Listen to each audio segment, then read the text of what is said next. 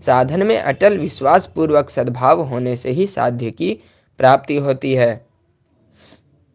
भारत के मूर्धन्य वैज्ञानिक, यह एक बोध कथा है।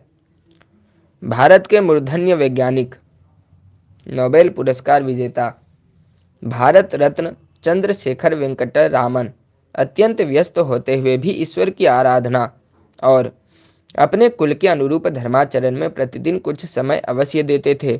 एक बार जब वे संध्या वंदन करके उठे तो एक अन्य भारतीय वैज्ञानिक जो उनसे मिलने आया था और ईश्वर में विश्वास नहीं रखता था, कहने लगा, श्रीमान, आप वैज्ञानिक होकर भी ऐसी बातों पर विश्वास करते हैं जो विज्ञान से प्रमाणित नहीं है। आप प्रतिदिन धर्म कर्म के लिए आधा घंटा नष्ट करते हैं, किस प्रयोजन से?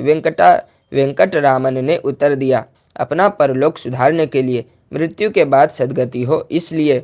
नास्तिक वैज्ञानिक ने बड़ी हिकारत से उत्तर दिया, कहाँ है परलोक? मृत्यु के बाद क्या होगा? किसने देखा है? आपको मालूम है क्या? ईश्वर कहीं है क्या? आपने देखा है क्या?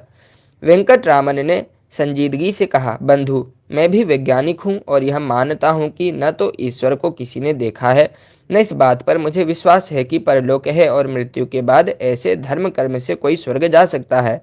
मैं मानता हूँ कि सत्यापित किए बिना किसी बात को अंधानुकरण के रूप में नहीं मानना चाहिए। अब मैं पूछता हूँ कि क्या आपके विज्ञान ने सत्यापित कर दिया है कि ईश्वर नहीं है? क्या निश्चित कर लिया है कि मृत्यु के बाद यह होगा वह नहीं होगा? नास्तिक वैज्ञानिक ने उत्तर दिया, ये सभी बातें अनिश्चित हैं, प्रमाणित नहीं। आप भी इन्हें मानने लगे।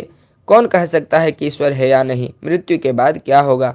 श्री वेंकट रामन जी ने कहा कि यह सच है कि यह बात बिल्कुल अनिश्चित है कि ईश्वर का, परलोक का, पुनर्जन्म का, मृत्यु के बाद की गति का कोई अस्तित्व भी है या नहीं।